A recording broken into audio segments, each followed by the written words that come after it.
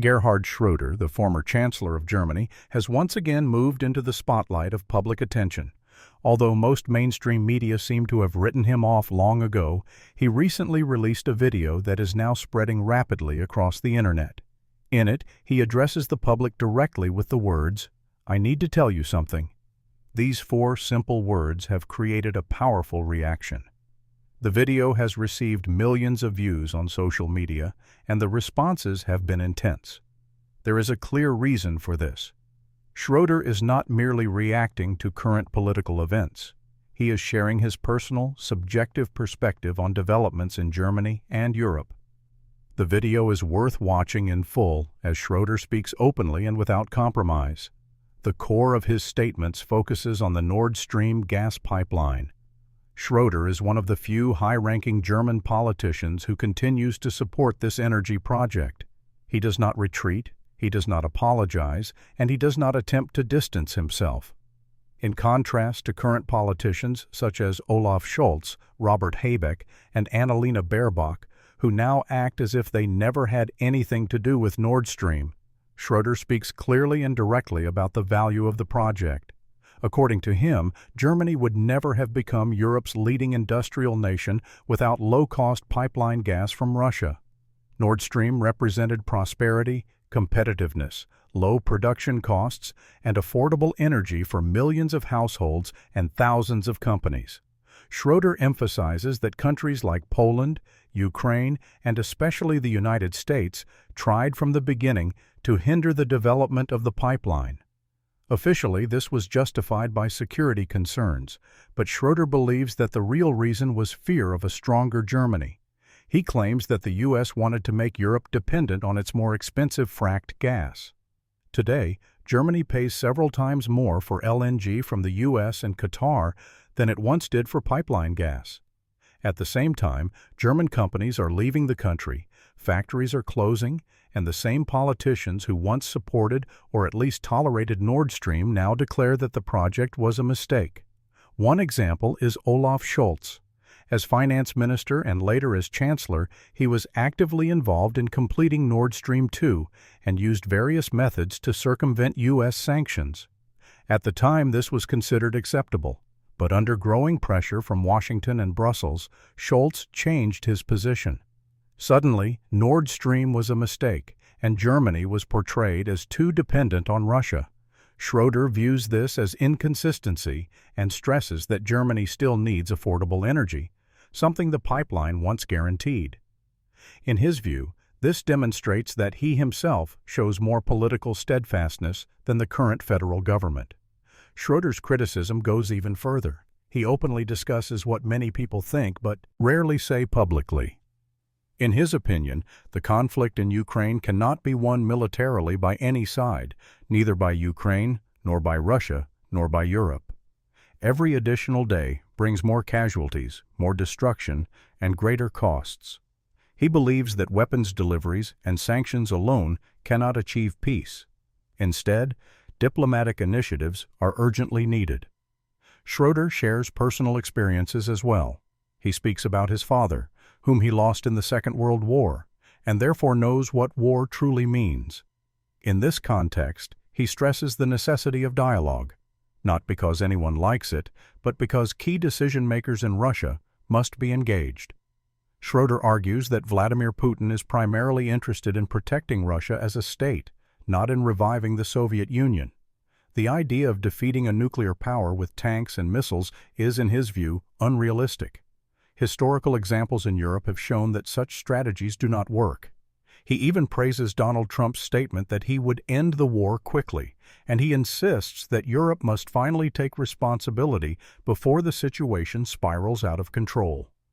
A particularly sensitive point is Schröder's criticism of his own party, the SPD. He states that he often feels neglected. No birthday calls, no congratulations. Instead, politicians like Lars Klingbeil publicly distance themselves from him. Schröder counters that political competition should be based on arguments, not bans. He speaks against prohibition-oriented initiatives within his party. To him, the SPD has become a weakened version of itself, too dependent on the Greens, lacking clear direction and internal stability. Schröder also mentions a meeting in Baku with former politicians from the SPD and CDU, as well as AfD leader Tino Kruppala. They discussed possible diplomatic pathways to resolving the conflict, while the governing coalition continues debating new weapons deliveries. Schröder questions since when the pursuit of peace became something negative. Interestingly, the AfD publicly supports his position. Kruppala praises Schröder as a strategic partner of Russia and as a supporter of Nord Stream. Dmitry Medvedev also congratulates Schröder regularly for his principled stance. What caused even more controversy was Schröder's assessment of Friedrich Merz. Merz gives in at the first sign of pressure. He lacks firmness. I do not consider him suitable to be chancellor. Schröder also claims that at the beginning of the Ukraine conflict, a peace plan was prepared that could have been signed. According to him, Zelensky was willing to abandon NATO membership. 2 signatures, he says, could have ended the conflict. Who prevented it? In Schröder's view, the United States, which wanted the conflict to continue, while Merz supported this stance.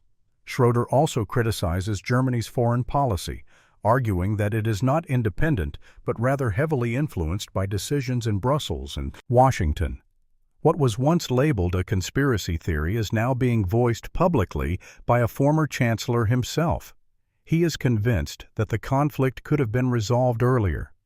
Instead, Germany is investing huge sums into a conflict that is not its own, while the domestic economy struggles with high energy prices and production challenges. Schröder continues to argue that the Bundeswehr remains insufficiently prepared. His former strategist, Matthias Machnick, advises Merz to put his public trust to the test and link it to the pension reform package. Machnick notes that Schröder took similar steps when he was chancellor. A chancellor lacking authority and a stable majority, he warns, is a serious problem for the country. Schröder's clear statements and firm position currently strengthen the AfD, especially in eastern Germany and among former SPD and CDU voters who are tired of political infighting. The central message is clear. Germany stands at a crossroads. Should it continue down a path of ideological decisions and strict restrictions, or should it return to dialogue, balance, and the pursuit of peace? Schröder's sentence, "I need to tell you something," is more than a simple announcement. It is, in the view of many, the start of a process that can no longer be stopped. A former chancellor, written off by many, is shaking up the public and urging the country to think about its future. His actions are a call to take responsibility and to base political decisions on pragmatism and long-term stability. The discussions surrounding Nord Stream, the Ukraine conflict, Germany's role in global politics, and the stability of the current government have been reignited by Schröder's statements. His approach is provocative, controversial, and at the same time visionary, showing that political leadership often requires courage and that the perspectives of former leaders can provide valuable insight. In times of global uncertainty and domestic tensions, Schröder makes it clear Germany's future depends on whether its leaders and its people are willing to prioritize dialogue, diplomacy, and resilience over short-term ideological interests. Overall, the video shows that Schröder, despite no longer being active in politics, remains a voice of influence. He provokes, encourages reflection, and challenges society to take responsibility. It is a wake-up call that sparks debate and raises the central question: should Germany continue to follow short-term ideological trends, or should it embrace the long-term path of stability, dialogue, and strategic thinking? This video is not just a viral clip. It is a prompt to engage actively with the country's future, to debate, and to critically examine the decisions of political leadership. Schröder's clear and determined stance demonstrates that someone who seemingly has nothing left to lose often speaks with more courage than those currently at the helm. It is a call for reflection and a reminder that political stability and responsibility are essential for Germany's future.